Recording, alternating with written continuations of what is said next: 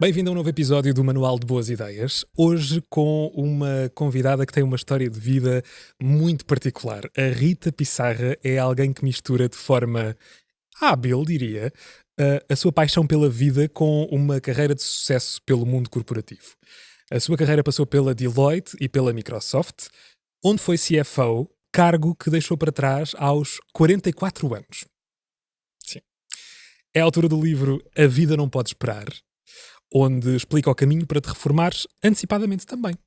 Rita, muito bem-vinda ao Manual de Boas Ideias. Obrigada, é um prazer estar aqui contigo hoje. Peço já de antemão desculpa pela minha voz um bocadinho à Pedra Brunhosa, mas acho que estou a chocar qualquer coisa.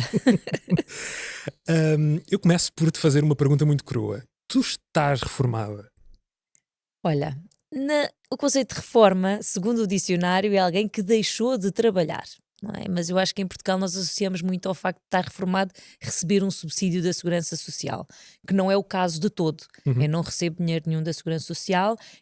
O que eu fiz foi retirar-me do mundo corporativo, ou seja, deixar de trabalhar por conta do outrem, Uhum. em troca de um salário. O que eu fiz foi comprar a minha liberdade, comprar o meu tempo de volta, e deixar de trabalhar nos moldes em que a sociedade espera que todos nós o façamos. Boa. Portanto, já assumimos aqui, já estabelecemos o que é estar ou não reformado. De hora avante, é disto que falamos. É comum dizer-se que nós atingimos a independência financeira no momento em que saímos da casa dos nossos pais. É uma coisa muito gira de se dizer. Mas tu dizes que atingiste a independência financeira aos 44 Uhum. anos. O que é afinal ser-se financeiramente independente? Olha, eu acho que quando nós dizemos que somos independentes financeiros, somos independentes dos nossos pais, não é? Não somos independentes, porque o que nós fazemos é transferir Uhum. a dependência, peço desculpa, é transferir a dependência dos pais para uma entidade patronal, para alguém que nos paga um salário. Portanto, nós deixamos de ter os pais a pagar-nos as contas, a dar-nos uma mesada, para passar a ser uma empresa que nos passa a dar um salário em troca do nosso tempo, não é? Em troca de 40 horas semanais ou mais, muitas vezes. Portanto, eu acho que, e no meu ponto de vista, ser independente financeiro é não necessitar nem dos pais, nem de uma entidade terceira para sobrevivermos. Ou seja, o que eu fiz foi investir em ativos, ou seja, comprar coisas, bens que geram rendimento e com esse dinheiro eu consigo viver a minha vida Uhum. sem ter de receber um salário. E por estes bens eu digo, podem comprar ações, como eu fiz, que geram dividendos, podem comprar imóveis, casas que geram rendas e com esse dinheiro é o dinheiro que eu uso para o meu dia a dia. E isso sim é ser independente. Tu não dependes de ninguém Uhum. para viver. Sair de casa dos pais, eu acho que ainda precisamos de, de uma empresa para nos pagar os salários. Eu pelo menos precisava. Tem que ser, não é? Tem que ser. Quando é que tu decidiste que irias traçar este plano para te reformares muito antecipadamente? Olha, infelizmente começou em 2006 com a morte prematura do meu pai. Meu pai faleceu aos 54 anos, vítima de ataque cardíaco, uma sexta-feira 13, que é aquelas coisas que chocam. Eu não sou supersticiosa, mas nunca mais gostei de sextas-feiras 13. Portanto, a minha irmã tinha feito anos no dia anterior, dia 12 de outubro, tínhamos estado todos lá em casa a celebrar o aniversário da minha irmã. O meu sobrinho tinha nascido há 6 dias, era o primeiro neto do meu pai, tudo corria bem. E no dia a seguir eu recebo o telefonema que o meu pai estava caído no chão da cozinha, vítima de um ataque cardíaco. E nesse momento, com 54 anos, e nesse dia eu percebi que há muito mais para além da vida que o trabalho. Há muita coisa que nós queremos fazer e muitas vezes deixamos para depois quando me reformar, depois quando eu tiver tempo. E eu percebi que naquele momento eu ia ter que me retirar do trabalho, do mundo do trabalho, aos 50. Esse era o meu objetivo. Aos 50 eu queria deixar de trabalhar, eu queria ter dinheiro suficiente para não ter que trabalhar mais, para conseguir sim depois viver a vida como eu quisesse sem ter que depender de ninguém. Porque se acontecesse o mesmo que ia acontecer ao meu pai, ou desculpa, que aconteceu ao meu pai, ser aos 54 anos, pelo menos eu tinha 4 anos de, né, viver a vida louca. E depois reforçou-se muito mais com o falecimento da minha mãe, uns anos depois, aos 59 anos, então ainda veio reforçar mais esta minha ideia. Agora, é muito bom nós queremos dizer aos 50 eu quero deixar de trabalhar, aos 50 eu quero parar, a questão é, precisamos de dinheiro. não é? Então, não foi só um planeamento financeiro muito apertado que eu fiz também um plano de carreira muito, muito, muito, muito ambicioso. Ou seja, eu queria ter cada vez mais responsabilidade, eu queria atingir o trabalho dos meus sonhos, que era ser CFO da Microsoft Portugal, e tive 18 anos na Microsoft e esse era o meu grande objetivo, era chegar lá.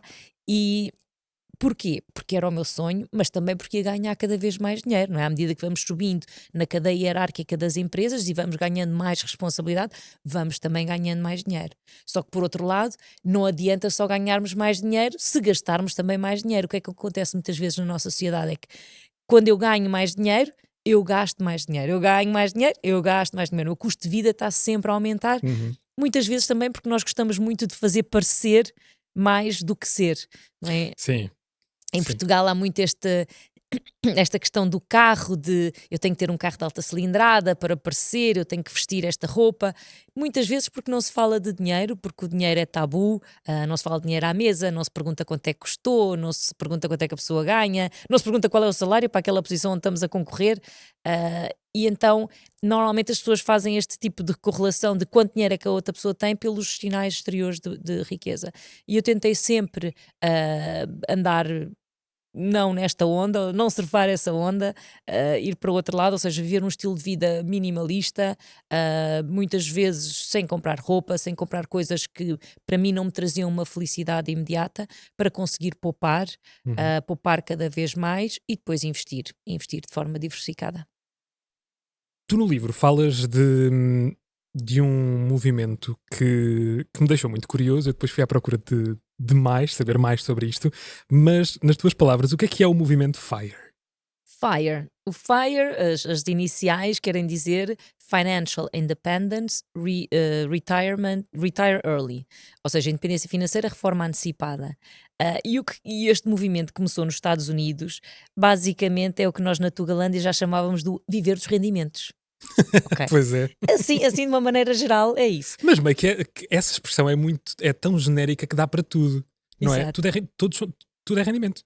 E então o que é que eles dizem? Eles dizem que, de uma maneira geral, nós temos que ter 25 vezes os nossos gastos anuais, ok? Temos que ter um bolo de dinheiro ou de investimentos que são iguais a 25 vezes os nossos gastos anuais e depois podemos usar 4% desse valor todos os anos para viver a nossa vida. Imagina o teu salário, ganhas, não sei, 20 capas por ano, não sei, não faço a mínima ideia. 20 capas por ano, tens que ter 25 vezes 20 capas investidos, de preferência, né, guardados no banco que não dá dinheiro, não é? Uhum. Portanto, investidos em alguma coisa. E depois, todos os anos, podes tirar 4% desse valor para usares e para viveres. O que é que acontece nestas contas? Ora, se tu tivesses este bolo de dinheiro investido, ele seguramente vai-te dar mais do que 4% se tudo correr bem, e ao tirares 4% para gastares, a coisa fica equilibrada. Mas e se for um ano de crise e os teus investimentos derem menos de 4%? Ora, vais ver o teu bolo de dinheiro a diminuir. Uhum. E isso para mim ia ser ataque cardíaco, ansiedade, e eu não ia conseguir gerir esse tipo de sentimento. Portanto, o que eu fiz foi uma coisa ligeiramente diferente, que é ter ativos, sim, ter investimentos, mas não 25 vezes os meus gastos anuais. O que eu quis foi ter investimentos que me dessem uma renda mensal igual ou superior aos meus gastos mensais. Ok? É diferente. De um lado eles dizem, pá, tens que ter este dinheiro todo aqui, todo, não sei, vamos supor, tens de ter 1 milhão de euros e depois podes gastar um bocadinho todos os anos. E o que eu fiz foi diferente. Foi, epá, não interessa quanto é que eu tenho lá no topo. Eu quero é que o rendimento que isto der for o suficiente para eu viver a minha vida todos os meses. Uhum. E não depender do salário da Microsoft. E este movimento começou nos Estados Unidos e é engraçado que quando eu vivia em Miami com o meu marido, já havia muita gente neste movimento FIRE. Então eles olhavam para nós e identificavam-nos como o working couple, o casal que trabalha. Portanto, nós éramos os que trabalhavam e eles Uau, lindo. já não trabalham. E era muito, muito engraçado. Então, eu quando comecei a poupar e quando comecei a investir, não foi com o movimento FIRE em mente, foi com o viver dos rendimentos, ou seja, foi ter investimentos que me dessem dinheiro para eu conseguir viver a minha vida e, claro, continuar a poupar e manter o meu estilo de vida, sem dúvida. Mas é um movimento muito interessante que eu acho que tem tido muita aderência, tem tido muita gente a seguir, principalmente depois da pandemia, em que muita gente começou a reequacionar as suas prioridades, começou a ponderar as suas escolhas e olha para o movimento FIRE como algo que é muito apelativo. Sem dúvida. Quais é que foram os maiores desafios que tiveste que ultrapassar durante a jornada? Olha, bastantes. Para já, quer dizer, foram duas coisas que eu fiz para passo, não é? Uma coisa foi tentar subir na carreira o máximo que conseguisse até atingir o meu trabalho de sonho. E nesta subida da carreira, nesta subida da Microsoft rumo à função de CFO da Microsoft Portugal, eu comecei aqui em Portugal, fui para Seattle, fui para Paris, fui para o Brasil, fui para Miami, fui para Madrid e voltei. Eu acho que um dos principais desafios é ir conseguindo as posições, não é? Para conseguir desenvolver todas as competências necessárias para atingir o meu sonho, para atingir a posição de CFO da Microsoft Portugal. Sendo que fui mãe, sou casada, portanto tive sempre que conciliar o aspecto familiar com o aspecto profissional. De cada vez que nós mudávamos de país, terem atenção se a equipa familiar, não é? Se estávamos todos de acordo do país onde íamos, se era um país estável, se era um país bom para criar crianças, toda esta dinâmica. Do outro lado, a maior dificuldade sempre, claro, foi poupar, mas sempre terem atenção que não é poupar a todo o custo. Ou seja, não é poupar todos os tostões.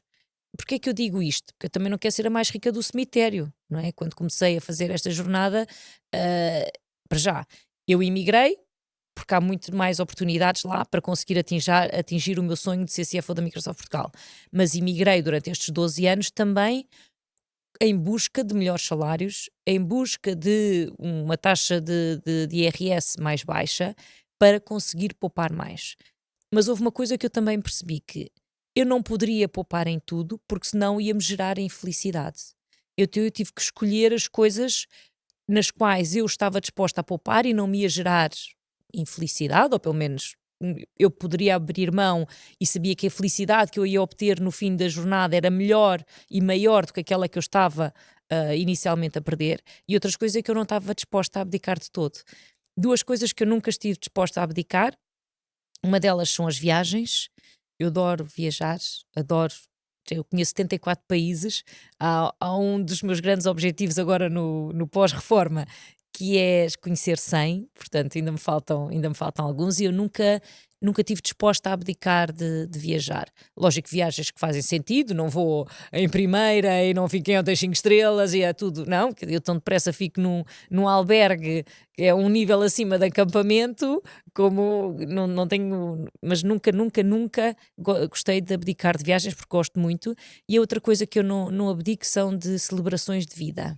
Por exemplo, agora fiz o lançamento do meu livro, convidei 200 dos meus amigos e familiares mais perto, mais próximos, e celebrei o lançamento do livro à Beira-Rio, com uma festa. Quando é um aniversário, a mesma coisa. Agora que foi a segunda edição do livro, a mesma coisa. Parabéns pela segunda edição. Obrigada, estou muito contente.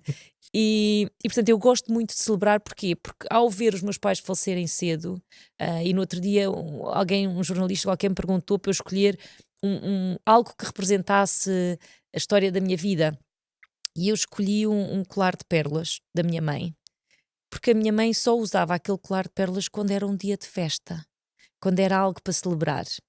E agora olhando para trás, porquê é que só podemos usar o colar de pérolas quando é uma festa? Porquê é que não podemos celebrar a vida sempre que nos apetece, sempre que temos vontade, sempre que estamos junto com os nossos amigos? E, portanto, eu nunca estou disposta a abrir mão disso. Nunca estou disposta a abrir mão das celebrações, de estar com os meus amigos. Não quero dizer que gaste muito dinheiro, mas eu tenho é que marcar o momento e celebrar com eles. Pode ser um tchim-tchim com uma Coca-Cola ou com alguma peça que passa, Pepsi, os que for.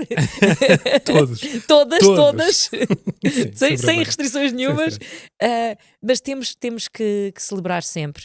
E, portanto, um dos maiores desafios foi perceber também como é que eu conseguia poupar e que coisas é que eu estava disposta a abrir mão para continuar sempre a poupar e depois investir. Onde é que eu vou investir? Tive que passar bastantes horas a aprender sobre o mercado da bolsa, a aprender sobre imobiliário, aprender sobre tudo o que são investimentos, o que é uma rentabilidade, todos esses conceitos, porque se não aprendermos sobre investimentos, não é só porque alguém nos disse para fazermos um investimento, nós devemos fazer. Sim, normalmente é até perigoso fazê-lo assim, não é? Como e onde é que se aprende aquilo que tu aprendeste? Olha, eu gosto de ler livros sobre o assunto, gosto de ler artigos de revistas, e de jornais sobre o assunto, alguns vídeos de YouTube que são bons, mas aí é mais perigoso, Uhum. ok? Porque há muita gente a fazer conteúdos e se nós não conhecermos de onde é que veio o conteúdo é preciso termos muito, muito, muito cuidado, principalmente com aquelas ofertas de paga agora este curso de 400 € e vou-lhe ensinar tudo o que eu sei sobre... Não, ok? Tenham cuidado. Portanto, pá, se tiverem. No meu livro, eu ensino algumas coisas mais básicas, portanto, o Investments 101, portanto, Sim, aquele básico, sim. básico, básico. Mas há um livro do Warren Buffett muito bom sobre investimentos.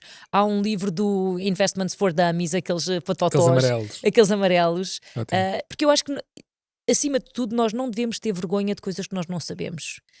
Parte do processo de aprendizagem é nós reconhecermos que não sabemos. Uhum.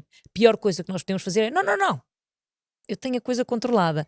E depois, quando começamos a andar, vemos que não temos as bases. Portanto, reconhecer que não sabemos e reconhecer que eu vou aprender e não há shame, vergonha nenhuma em aprender e começar do zero. É uma ótima estratégia. Portanto, há 2 ou 3 livros, esses eu recomendo muito. E leiam de pessoas acreditadas no mercado, acima de tudo, nomes sonantes, e façam o vosso próprio julgamento, ok? Nunca ninguém pode dizer nada que seja 100% certo, ok? Take it always with a grain of salt, não é? Olhar sempre para a informação com uma pitada de sal, porque o que foi verdade há 10 anos atrás pode não ser verdade nos próximos 10 anos e rentabilidades passadas não garantem rentabilidades futuras. Sem dúvida.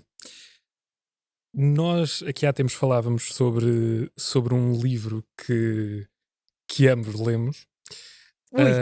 o Pai Rico, Pai Pobre, Ui! do Robert Kiyosaki. Uh, e há uma frase que pá, há momentos da vida em que nós percebemos coisas que depois também percebemos que são elementares. Uhum. E foi a ler o Pai Rico, Pai Pobre, que, como sabes, eu não acabo livros, que não acabei de ler, mas pelo menos cheguei a essa parte. Um, Foi no Pai Rico, Pai Pobre que eu tomei consciência de que esta coisa de que nos dizem e que nos ensinam para poupar dinheiro, ter uma conta, ok, conta poupança na lógica de serve para poupar, não Uhum. necessariamente aquela que tem o dinheiro a render. Não é necessariamente assim que a coisa deve ser feita. Porque o dinheiro parado está sempre a desvalorizar. Exatamente. E dou-te um exemplo muito simples. Imagina, tu tinhas 1000 € há 10 anos atrás, tinhas 1000 €. Com 1000 € tu podias fazer duas coisas. Ou compravas o novo telefone aí, topo de gama X, ou compravas ações da empresa que tem a maçã, para não fazer publicidade. Sim. 10 anos depois, aquele telefone vale nada, não é? Deve estar numa lixeira qualquer, num país qualquer. 10 anos depois, se tivesses comprado as ações, agora valiam 13, 14, 15 mil euros. Portanto, o que é que acontecia, outro exemplo? Se tivesses comprado aquele telefone, não valia nada agora, mas se tivesses esperado mais um ano para o comprares, ele em vez de custar 1000, ia custar 1010 ou 1015, não sei, dependendo do Uhum, valor da uhum. inflação. Mas o dinheiro no banco, se tivesse ficado parado no banco, tu não ias ter 1015. Porque a taxa de juro que os depósitos a prazo normalmente dão estão inferiores à inflação. Portanto, algo que tu compravas com 1000 € este ano, para o ano já não compras com 1000. Portanto, se a inflação estiver a 5%, para o ano já vai custar 1050. Mas tu do banco, em vez de 1000, tens 1000 e... não sei quanto é que está a taxa de juro, 1. Portanto, tens para aí 1010. Sim, compras um certificado da Forro sempre que dá mais qualquer coisa, não é? Para já, não sei, à data que este episódio sair, que também sai daqui uma semana, vai estar igual. Exato. Portanto, dinheiro no banco Sim. não é dinheiro investido. Quando é que o dinheiro deve estar num depósito a prazo? Um fundo de emergência. que é a primeira coisa que as pessoas devem constituir quando começam a poupar. O fundo de emergência, que deve ser 6 vezes os nossos gastos mensais, serve para fazer face a emergências. Imagina, tens um carro, o teu carro tem seguro contra terceiros, bateste com o carro. Precisas de dinheiro para arranjar o teu carro, porque o seguro contra terceiros cobre o arranjo do outro, não é? Não cobre o teu. Então vais ao teu fundo de emergência e pagas o arranjo do carro. O dinheiro tem que estar num sítio que seja de fácil acesso, com uma liquidez muito rápida. Ou seja, tu consigas usar rapidamente. Portanto, se ele tiver investido em ações, num plano de poupança-reforma, em ETFs, em criptomoedas, ele não tem liquidez. Ou seja, tu não consegues tirar o dinheiro rapidamente. Portanto, tu precisas de um fundo de emergência que esteja ali fácil. E aí, um bom sítio para ter é, sem dúvida, um depósito a prazo que te dê uma taxa de juros bocadinhos. Mas eu acho que é um dos poucos exemplos que tu deves ter o dinheiro no depósito a prazo. A partir daí, tens que ter o dinheiro investido, e pegando no conceito do pai rico, pai pobre, nos ativos. Eu gosto muito de determinado momento ele fala do dinheiro como se fosse um fluxo de rio e não sei o que era. Uhum.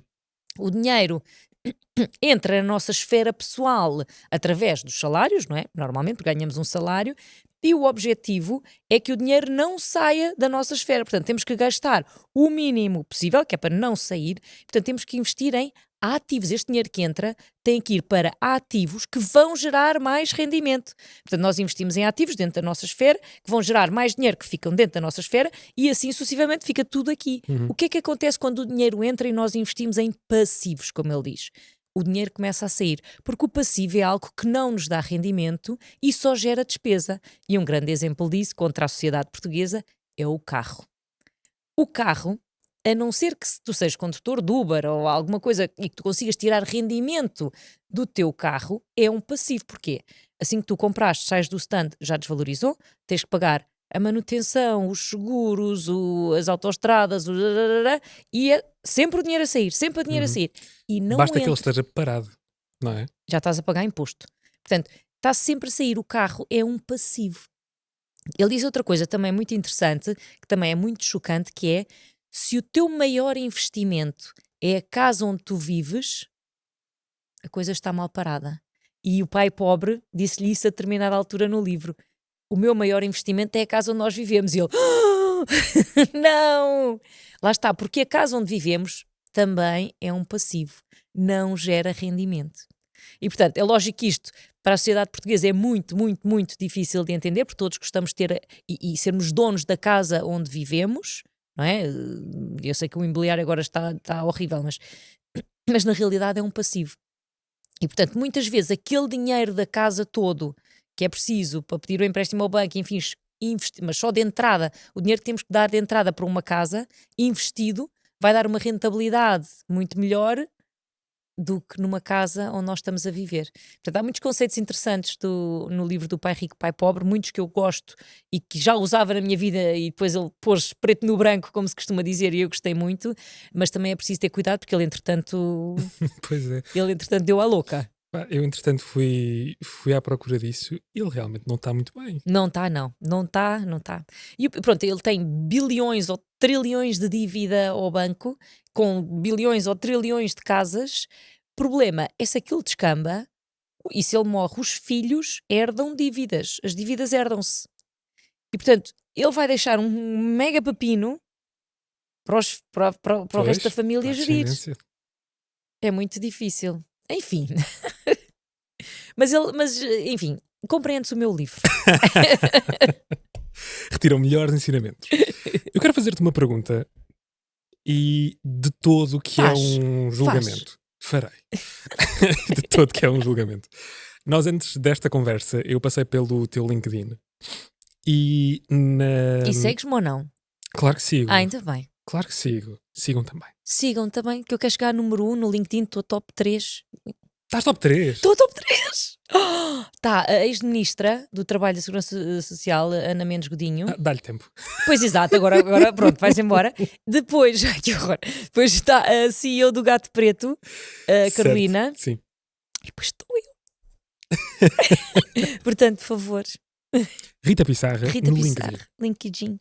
Me liga, vai no LinkedIn. Eu passei pelo teu LinkedIn e na zona da experiência profissional tu tens a Deloitte, e a Microsoft. Isso. Fim.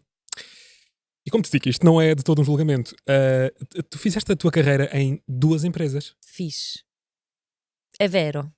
Isto, na altura, quando estava a passar pelo teu LinkedIn, fez-me lembrar uma conversa, um episódio. Há dias tive o privilégio mesmo de estar numa sala onde o Presidente da República fazia um pequenino discurso para um grupinho muito privilegiado que estava na apresentação de um livro. E o Presidente falava do quão estranha é a ideia de fazer carreira numa só empresa para as gerações que estão agora a ingressar no mercado de trabalho. Tu estiveste 18 anos na Microsoft, Tive. em vários roles. Uhum. Eu sinto que esta tua progressão de carreira foi empreender dentro da Microsoft. Uhum. Como é que isto se faz? Como é que se empreende dentro de uma empresa? Em termos práticos, tu tinhas este sonho de chegar a CFO. O que é que tu foste fazendo para lá chegar? Uhum. Partiu de ti? Não partiu de ti? Uhum. Olha, é o capítulo número 1 do meu livro, chama-se Ambição. E é engraçado porque eu tive 18 anos na Microsoft, mas olhando para trás, eu sinto que trabalhei em 7 ou 8 empresas diferentes. A Microsoft, quando eu entrei, era para muitos a empresa dos computadores. Sabes, eu lembro quando saí da Deloitte e fui para a Microsoft, o meu pai disse-me: "Ai filha, o que é que vais fazer? Tens aqui um contrato com esta empresa e agora vais sair para essa empresa dos computadores. Sabe lá Deus se isso é futuro." Turns out. Sim. Não é? E a Microsoft agora é a empresa com o maior market share no mundo. Portanto, a empresa mais valiosa no mundo neste momento. E dentro da Microsoft, e por isso eu já disse várias vezes, a Microsoft é a melhor empresa para trabalhar, do meu ponto de vista, e por isso é que eu não saí. E eu recebi muitas propostas para sair, muitos headhunters me quiseram aliciar enquanto eu estava na Microsoft para sair. E muitas vezes eu fazia apenas uma pergunta, que era: eu posso ter uma carreira internacional na vossa empresa? E eles: carreira internacional? Carreira internacional? Pois não sabemos, quer dizer, temos que ir investigar, mas talvez, quer dizer, a pessoa certa é eu. Não. Yeah. Red flag. O que é que eu gostava muito na Microsoft e como é que eu consegui chegar onde eu gostava?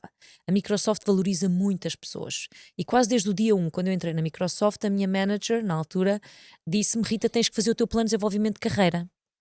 E eu disse: "Tenho que fazer o quê?" E ela: "Não, pois tens que saber onde é que queres chegar, qual é o teu sonho, o que é que tu queres ser quando fores grande." E eu: "Então já me queres mandar embora?" E ela: "Não, não, não, não, não, tens de planear, olha, está aqui este template, preenches, faz." E eu: "Então, eu sou muito ambiciosa, não é? Portanto, o que é que eu quero ser? Qual é a coisa maior que se pode ser enquanto financeira?" Ela: Então é CFO, é Chief Financial Officer, que é diretor financeiro da Microsoft." Então é isso. Então é isso que eu quero ser. E algo que eu pus na altura um bocadinho para despachar: olha, já está feito, não me relis mais com isto, que eu estou numa empresa nova e tenho que aprender um monte de coisas, tornou-se este beacon de luz, não é? Este farol a guiar-me naquela direção, e todas as funções que eu fiz foram para ir desenvolvendo as competências necessárias para lá chegar. Como é que eu descobri quais eram essas competências? Marquei uma reunião com a diretora financeira da altura, que depois fui validando, não é? A cada 2, 3 anos, olha, isto ainda se mantém. E a pergunta era sempre: quais são as competências necessárias para se ser o melhor diretor financeiro que se pode ser? E eles dizem-nos: precisas de conhecimento do negócio, visão estratégica da empresa, gerir pessoas, capacidade analítica, sintetizar o complexo, sei lá, um monte de competências. Ok, quais é que eu tenho? Tenho esta, tenho um bocadinho desta, esta não tenho nada. Ok, tenho o meu primeiro assessment feito. Então agora, como é que eu as consigo desenvolver? Para onde é que eu vou? Quem é que me ajuda? Como é que eu faço isto? Então eu tive que arranjar mentors, pessoas que já possuíam aquela competência, que eu olhava para elas e dizia: "Pá, esta pessoa é excelente nisto. Portanto, eu quero aprender com o melhor. Eu quero aprender com esta pessoa para ter esta competência também." Portanto, consegui mentors através de uma network, e às vezes a pedir ajuda a managers e a pedir ajuda a chefias, peço desculpa, managers, chefes, Sim. e aos recursos humanos para me indicarem na direção certa, para ter mentors para me ajudarem nessas competências. E outras vezes também, no próximo role, ok, agora já concluí este ciclo. Eu acho que cada vez que nós fazemos uma função numa empresa tem mais ou menos 3 épocas diferentes. Uma primeira etapa, ou 3 etapas. A primeira etapa nós não percebemos o que é suposto fazer. Andamos ali um bocado a apanhar do ar, não é? Tipo, que e-mail é este que eu recebi? Que reunião é aquela? Eu posso falar, não posso falar? Tenho que tirar notas, não tenho que tirar notas? Tenho que responder, não tenho que responder? Depois há um segundo momento em que nós já percebemos o que é que temos que fazer, sabemos exatamente quais são os nossos objetivos, como é que vamos chegar lá e conseguimos entregar tudo no nível excelente. E isso é fantástico. Quando entregamos tudo no nível excelente, todos os objetivos a que nos propomos, entramos então na terceira fase, quando nós estamos a fazer a função, que é como é que vamos deixar o nosso legado, como é que vamos deixar a nossa marca, como é que nós, ou no meu caso, eu enquanto diretora financeira da Microsoft Portugal, fui diferente das outras pessoas todas que estiveram a fazer a função antes e que é diferente das que vão fazer a função seguinte. Portanto, eu durante esta época toda fui fazendo estas funções para aprender as competências. Muitas vezes também pedia projetos especiais noutras equipas para ir desenvolvendo mais uma competência. Por exemplo, enquanto eu não fui people manager, enquanto não geri pessoas, o que é que eu podia? Se houvesse um estagiário na equipa, o estagiário pode ficar a reportar a mim. Eu posso ser mentor do estagiário, posso ser eu que lhe dou a interação dia a dia. Ou seja, eu não era gestora de equipas, mas já tinha ali alguém, um passarinho debaixo da minha asa, não é? Quem eu cuidava e ajudava todos os dias para ir já começando a desenvolver as competências. E, portanto, ao longo dos anos, eu fui sempre fazendo este checklist. Ok, esta competência já está, esta ainda estou a trabalhar, não é? Que é para quando o momento chegou e a posição da Microsoft Portugal de diretora financeira abriu, eu disse, oi, pessoal, eu tive 12 anos a desenvolver tudo o que era necessário, tudo aquilo que vocês me pediram, tudo aquilo que é importante, eu acho que estou pronta, eu vou-me candidatar e gostava muito do vosso apoio, porque vocês sabem que eu tenho estado a trabalhar para isto. Portanto, claro, candidatei-me à posição e tudo mais, e consegui. Portanto, como é que se faz? Com um plano de desenvolvimento de carreira, que começa sempre por percebermos, eu acho que isso é o mais difícil, o que é que eu quero ser quando eu for grande. Quando nós somos pequeninos, toda a gente nos pergunta, e nós dizemos bombeiro, médico, E essa jornalista. ambição vai-se perdendo, não é? E é É uma isso. cena fascinante. Porque depois entramos na faculdade, começamos no mercado de trabalho e o que é que acontece aos nossos sonhos? Deixamos de pensar neles. Também é muito cultural esta coisa de ser-se ambicioso, confundir-se com ser-se ganancioso. Muito. É que são duas palavras completamente diferentes. Eu volto ao dicionário novamente, não é?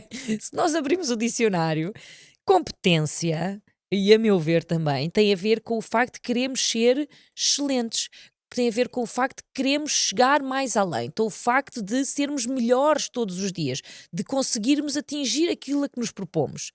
Mas para isso temos que ser excelentes. Só que as pessoas acham que ganância é...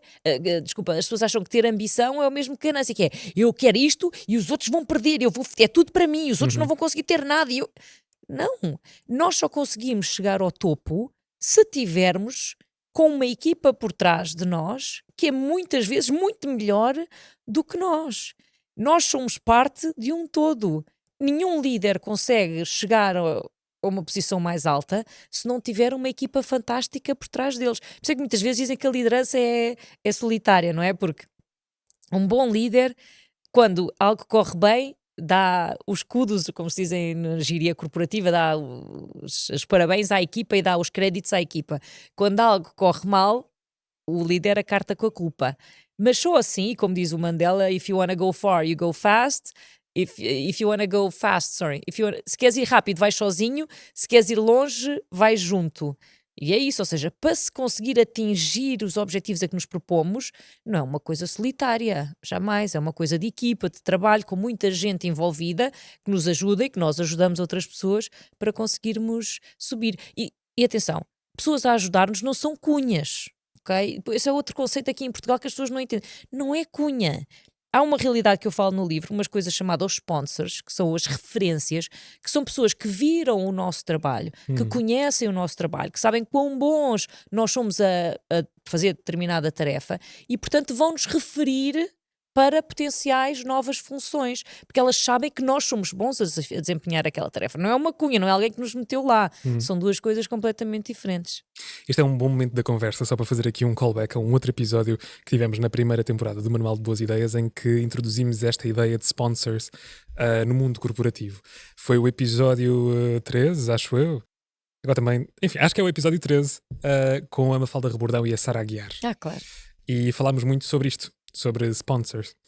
Bem, agora perdi-me. Eu ia dizer-te qualquer coisa. Voltem ao episódio 13, como eu vou voltar a este agora também. Mas com certeza tinha a ver com a importância dos sponsors e que não são cunhas. Sim. Mas não era isso. Sim, mas é muito isto de, culturalmente, nós tendemos sempre a esperar a cena mais negativa do lado ambicioso de toda a gente. Sim. E depois quando alguém consegue alguma coisa, é do género... Vamos ver agora. Exato. Vamos ver. Não, aliás, quando o podcast que eu gravei, o outro, ficou viral, a quantidade de feedback Podemos negativo... dizer qual é. Podemos dizer, pronto, o CEO é o limite da SIC Express. Cátia Mateus, adoro-te, muito obrigada por me teres convidado para o podcast. A quantidade de feedback de negativo que eu recebi no momento em que o podcast se tornou viral, porque a Rita roubou a Microsoft como se isso fosse possível. Okay. Não há processos nenhuns, não há controles nenhuns, é fácil.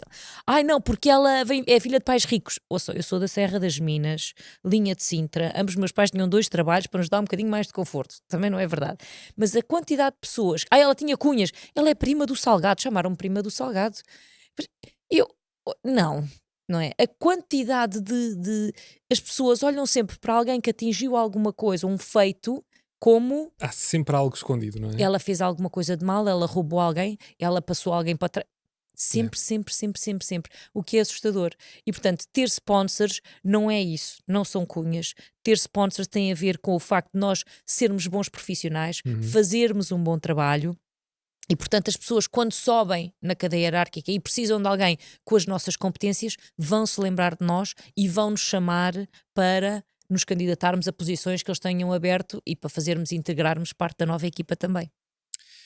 Há pouco falavas sobre esta conversa que tiveste com a então CFO da Microsoft de Portugal, quando lhe perguntavas o que é preciso para para se desempenhar aquele cargo com sucesso. Eu quase que consegui ouvir alguém na minha cabeça a questionar, pois, mas o meu manager se calhar não iria levar não iria reagir bem a esta pergunta. Como é que se faz nestas situações em que é muito difícil fazer essa pergunta a um diretor ou a alguém que está num cargo onde tu gostarias de estar, porque pode de repente ser uma ameaça, podes te tornar uma ameaça? Eu saía dessa empresa a correr. Basicamente. Porque é assim, e eu falo disso no método das 3 caixinhas, estes momentos de introspeção que eu faço todos os dias de manhã, na caixinha do eu, da família e dos amigos e depois a caixinha do trabalho. E quando eu penso na caixinha do trabalho, as perguntas que eu me fazia na altura quando estava na Microsoft é: eu estou a trabalhar numa empresa que me permite atingir os meus sonhos? Eu estou a trabalhar numa empresa que reconhece o meu potencial e que me deixa maximizá-lo? E depois também ao revés da medalha, não é? Eu estou a ser a melhor profissional que eu possa para ajudar a empresa a atingir os seus objetivos, eu estou a ser a melhor profissional que eu possa ser para a empresa thrive, não é? Ser bem-sucedida. Se eu estou numa empresa que não me valoriza como profissional, se eu trabalho para uma empresa que não tem os valores com os quais eu me identifico, se eu estou numa empresa onde não há abertura para eu exprimir o facto de que eu tenho ambição e eu quero chegar mais além, então eu não vou conseguir atingir os meus objetivos nesta empresa. Se calhar não estou na empresa certa. Não é? Mas também fala muito sobre a capacidade de liderança em Portugal. E eu no outro dia vi uma estatística qualquer, tenho pena não ter sabido a fonte, não ter memorizado a fonte. Já estou velha, estão a perceber, isto não dá para tudo. Reformados aos 44. Que ótimo. Tu agora podes usar essa expressão em praticamente todas as situações. Em tudo, não é? E eu agora estás a ver, eu acho que é assim, me estava a falar de... Eu sei que estávamos a falar de cultura empresarial. Os líderes, já sei, os líderes. Os líderes em Portugal têm muito esta noção de que saber é poder, de que abrir mão de conhecimento é perder esta capacidade. Ser-se líder é sobre inspirar, é sobre ajudar as outras pessoas a serem melhores, é sobre ir junto, não é sobre mandar. Quer dizer, tu vais para ali, não é isso. Isso é um chefe. E o que as empresas devem contratar são líderes. Há muita gente que diz, e com razão, you don't quit companies, you quit managers. Ou seja, tu não deixas empresas, tu deixas os chefes. E eu mesmo dentro da Microsoft, que é uma empresa que tem uma excelente cultura, houve 2 ou 3 managers para os quais eu trabalhei que não viviam a cultura da empresa e que me fizeram passar as passinhas do Algarve. Fizeram-me até desacreditar enquanto profissional. Tive um manager uma vez que me dizia: Rita, tu não podes rir tanto. Eu, como assim? Não podes, tens que manter uma postura mais séria. Eu disse: eu tenho uma postura séria quando o tema é sério e tenho uma postura alegre e mais leve quando estamos num ambiente mais Claro que leve. sim, somos pessoas. Somos pessoas, não é? Não podes. E eu, pois que eu não estou disposta a mudar esse aspecto sobre mim. Claro que tive que passar a conviver com este aspecto e tive que ter alguma atenção, mas não é para este tipo de chefes que a gente quer trabalhar. Nós queremos trabalhar para líderes inspiradores. Portanto, se as pessoas estão numa empresa onde não têm uma abertura para falar sobre as suas aspirações dentro da empresa, das 2, 3, ou é o manager e então há mais marés do que marinheiros, esperem 2, 3 anos, talvez a pessoa se vá embora e venha uma pessoa nova, ou vocês possam candidatar ao cargo e ser o líder que as pessoas precisam, ou então mudem de empresa, porque parte do nosso bem-estar é nós conseguirmos atingir os nossos sonhos, concretizar os nossos objetivos. Estamos numa empresa que não nos vai permitir fazer isso, se calhar mais vale ir embora. Bom, quero falar contigo sobre as tuas ocupações hoje. Vamos a isto então. Se és reformada, e conforme dizes no teu livro, isso traduz-se na liberdade que tens para gerir o teu tempo de uma forma completamente diferente. Quais é que são as tuas ocupações hoje? Eu quero muito ouvir a tua resposta. De certeza. De certeza absoluta. Absoluta, estás preparado. Portanto, as minhas ocupações primordiais hoje em dia são... Vão buscar um lenço. Exato, portanto, de manhã eu treino, despachar a criança para ir para a escola, não é? Depois disso eu treino das 9 às 10, todos os dias na Praia de Carcavelos. Todos os dias, segunda-feira é pernas, terça-feira é braços, quarta-feira é alongamentos, quinta-feira é pernas, sexta-feira é braços.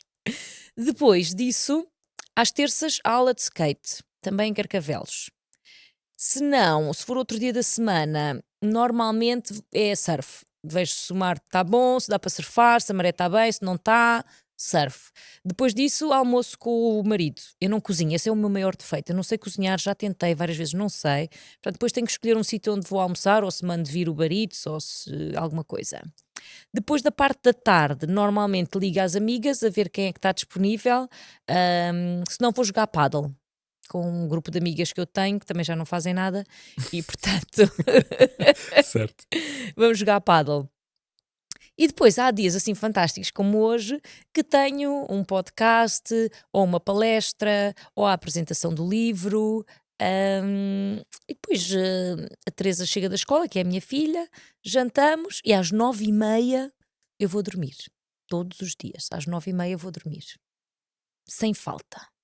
Portanto, o que é que eu gosto mais no meu calendário? É que antigamente eu tinha as reuniões todas de trabalho e depois tinha que encaixar as coisas que eu gostava nos buraquinhos, não é? Agora é ao contrário. Eu tenho as coisas todas que eu gosto e depois estes convites encaixam nos buraquinhos que eu tenho disponíveis. E depois há algum buraquinho. Tipo, vocês convidam para fazer uma coisa qualquer sexta-feira. Não tenho agenda. Não tenho? Maravilhoso. Sexta-feira é sexta-feira, não trabalho. É igual ao sábado que é igual ao domingo. Não faço nada, mesmo nada. Quer dizer, a não ser que seja uma coisa mesmo... Um amigo meu pediu muito para fazer uma coisa qualquer. Mas normalmente não faço nada. E gosto muito disto, porquê? Porque passo muito tempo a fazer coisas que eu gosto muito, a comer mais saudável, a fazer exercício físico, que é algo que eu precisava e sentia muita necessidade. Aliás, porque eu não quero morrer nova, não é? Quero-me cuidar. Mas também gosto muito deste momento onde eu consigo falar com pessoas, contar a minha história e de alguma maneira inspirar as pessoas a tomarem controle da sua vida profissional, da sua vida financeira, para atingirem os seus objetivos. Tal e qual, tu estavas a descrever, eu pedi-te que descrevesses estas Tu é que pediste. quais é que são as tuas ocupações durante uma semana, exatamente porque é possível. E acho que é muito essa também a mensagem que passas no teu livro. Sem te pedir que dês spoiler do livro, até porque já vai na segunda edição, comprem. Mas em traços gerais, Rita, como é que alguém, e isto inclui-se aqui numa rubrica que nós temos no podcast, Uhum. Action Plans, Ui. onde peço para empreendedores dizerem como é que fariam hoje se tivessem de voltar ao início do seu plano, seja na fundação de uma empresa, seja numa estratégia como no teu caso de independência financeira. Em traços gerais, como é que alguém que está a ouvir esta conversa e que acabou de ouvir a descrição do que é que são as tuas ocupações numa semana pode começar a trilhar um caminho rumo a esta liberdade financeira? Olha, são 3 grandes aspectos, sendo que há um outro, mas esse eu deixo para vocês verem no livro. 3 grandes aspectos. O primeiro tem a ver com a ambição, de que nós já falámos. Primeiro, têm que saber qual é o vosso sonho. Têm que ter e querer atingir a vossa profissão de sonho, ok? Para ganhar cada vez mais dinheiro. Como é que se chega lá? Já vimos, há que fazer um planeamento, desenvolvimento de carreira, desenvolver as competências e ser excelente naquilo que nós fazemos. Porquê ser excelente? Porque ser excelente vai nos dar sponsors e esses sponsors, como nós falámos, vão nos ajudar a crescer também. Como é que uma pessoa se torna excelente? A pedir feedback, a perguntar como é que tu achas que correu esta gravação deste podcast? O que é que eu poderia ter feito melhor? Se eu tiver, e se tu me convidares daqui a 3 meses novamente para eu vir cá falar de outra coisa qualquer, o que é que eu poderia fazer diferente? Qual era a tua expectativa que eu não concretizei? Este tipo de perguntas são fundamentais para nós nos tornarmos excelentes. O que é que acontece muitas vezes quando nós recebemos feedback construtivo? Tá, muitas vezes não recebemos, porque não há uma cultura de receber feedback. Mas quando recebemos e ele não é positivo, é construtivo, o que acontece muitas vezes? Nós entramos em modo defensivo, de arranjar uma desculpa. Eu nesse dia doía-me o dedo mindinho do pé, eu nesse dia estava doente, eu nesse dia bati com a cabeça, eu nesse... E nós não ouvimos o que a pessoa está a dizer para melhorarmos. Nós ouvimos para responder, para argumentar. É tão ou mais difícil dar feedback construtivo como recebê-lo. As pessoas não precisam dar feedback para nós melhorarmos. Se a pessoa deu e dispensou um bocadinho do seu tempo para nos dizer algo que acha que nós podemos melhorar, o mínimo que nós podemos fazer é ouvir, pedir exemplos se não percebermos, para depois aplicar, ir para casa meditar e porque, epá, ok, eu lembro-me desse exemplo, efetivamente podia ter feito melhor, então da próxima vez eu vou tentar fazer diferente para ser melhor. E isto é muito difícil, mas é uma das formas que nos leva a ser excelentes. Então, sermos excelentes, termos objetivos, olharmos para o nosso plano de carreira, irmos redefinindo sempre e corrigindo à medida que vamos evoluindo para chegarmos lá, chegarmos onde nós queremos ir. E claro, vamos ganhar mais dinheiro se tudo correr bem. E não interessa se é para ser o CFO da Microsoft Portugal ou se é para ser o melhor eletricista da minha rua. O plano é um plano e as competências hão de estar lá. Vocês têm é que fazer o vosso que faça sentido. O segundo aspecto tem a ver com o equilíbrio entre a vida profissional e a vida pessoal. Na minha geração, eu no outro dia fiz esta piada e toda a gente se riu, portanto agora espero que se riam também, riam-se em casa por favor, que é, a minha geração é a Beyoncé, work, work, work, work, work, work. Estás a ver? Sim. Rito. Então foi enlatado. Foi hilariante. Não foi riso enlatado. E portanto, eu acho que já não há tanto este problema nas gerações mais novas, mas na minha geração nós trabalhávamos muito e vivíamos pouca vida. Portanto, lembrem-se sempre, eu falo do método das 3 caixinhas, não vos vou dizer qual é, têm que ler o livro, mas tentem sempre equilibrar a vossa vida profissional e a vossa vida pessoal, porque vocês só podem ser os melhores profissionais se tudo o resto à vossa volta estiver bem. Quando vocês andam de avião, as aeromoças, as comissárias de bordo... Que ótimo termo! Em português do Brasil, é que eu vivi 4 anos no Brasil, então há coisas que eu acho que faz mais sentido. Aeromoças. Que bom. Comissárias de bordo. Sim. Dizem, se houver despressurização da cabine. Exatamente, okay. Low cabin pressure, é mais fácil em inglês, low cabin pressure, caem as máscaras de oxigénio. Em quem é que nós pomos a máscara de oxigénio primeiro? Em nós. Porquê? Se nós não estivermos bem, nós não vamos conseguir ajudar mais ninguém. E isto é verdade no avião e é verdade na nossa vida pessoal. Se nós não estivermos bem, se nós não andarmos a comer saudável, se nós não estivermos a fazer exercício físico, se nós não cuidarmos de nós, não vamos cuidar da nossa família, não vamos conseguir estar com os nossos amigos e não vamos ser os melhores profissionais. E terceiro e último, para concluir, planeamento financeiro. Lembrem-se de poupar, Lembrem-se de investir de forma diversificada. Eu sei que os salários em Portugal são baixos, eu sei que as taxas de IRS são altas, emigrar pode ser uma opção, mas lembrem-se, acima de tudo, fazer um orçamento financeiro pessoal. Nós passamos 40 horas da nossa semana a ganharmos dinheiro e depois não dedicamos 1 hora da nossa semana a perceber para onde é que o dinheiro está a ir. E isto é muito difícil. E quando eu faço palestras e pergunto às pessoas: vocês sabem quanto é que gastaram em alimentação o mês passado? Tem para aí 10% da audiência, 10 e 15% da audiência a levantar a mão. Portanto, se nós não sabemos para onde é que o dinheiro está a ir, nós não sabemos como é que o podemos poupar. E isto é fundamental, porque é fácil dizer que o dinheiro é pouco, mas se não sabemos para onde é que ele está a ir, como é que nós sabemos quais são as decisões mais acertadas que podemos fazer? Muitas vezes pode passar por renegociar o crédito de habitação, pode renegociar a conta da eletricidade, renegociar a conta da internet. Há montes de coisas que podemos renegociar que muitas vezes deixamos, porque está lá em débito direto e deixamos andar, e agora só um cafezinho, 5 cafezinhos por dia, vezes 5 dias, Uhum. se for 1 euro cada um, 5 vezes 5, 25, já é dinheiro. 25 euros investidos é dinheiro. Portanto, há escolhas que nós podemos fazer, temos é que perceber quais são as coisas que estamos dispostos a abdicar para ter uma vida mais confortável no futuro. Pode ser também ter um segundo trabalho, ter um segundo hobby para ter uma renda extra. Pode ser, sei lá, aí pessoas que agora têm esses cartões que dão cashback, que por cada euro que tu gastas dá-te 1 euro de volta, ou sei lá, não deve ser assim tão bom o Não deve rácio. ser bem Não assim. deve ser bem esse o rácio. Nos Estados Unidos é. Mas se acontecer, mostrem-me. Exato, mas há várias coisas que se pode fazer para se ter uma renda Sim. extra, há formas de se conseguir poupar, nem que seja um bocadinho todos os meses e depois aumentar de forma gradual. Portanto, eu acho que estas são as três grandes sugestões, ou as três grandes, para mim foram os 3 grandes pilares de sucesso: planear a carreira, ou seja, ter ambição, a evoluir, ter cuidado com o work-life balance, com nós próprios, e depois o planeamento financeiro, poupar e investir de forma diversificada. O que é sucesso para ti? Como é que tu pintas a versão mais bem-sucedida da Rita? Ai, sucesso para mim é ser feliz. Isso para mim é sucesso.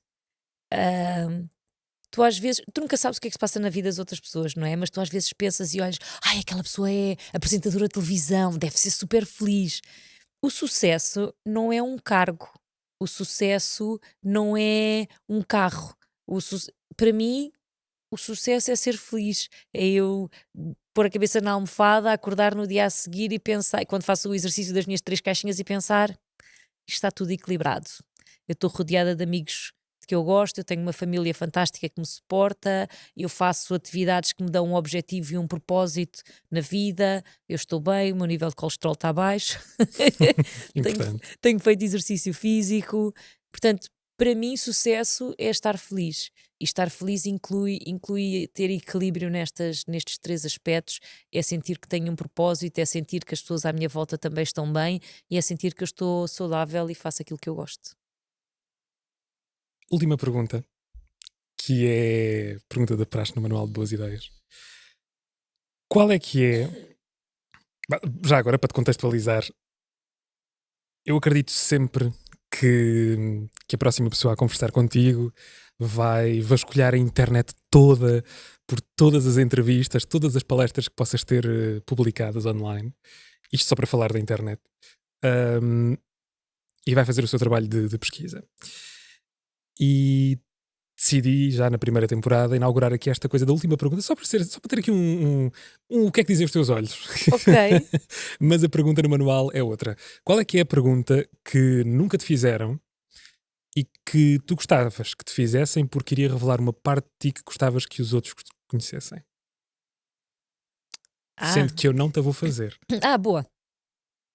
Pois, não sei, mas uma pergunta que eu acho que nós devemos fazer sempre às outras pessoas e que muitas vezes até fazemos, mas não estamos preparados para uma resposta que não seja a standard, é se está tudo bem.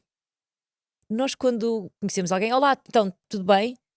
E nós, ou muitas vezes, simplesmente não queremos ouvir a resposta, não temos tempo para ouvir a resposta, achamos que a pergunta é uma pergunta retórica que nem sequer merece resposta e nunca estamos preparados para receber uma resposta diferente do sim, tudo bem contigo.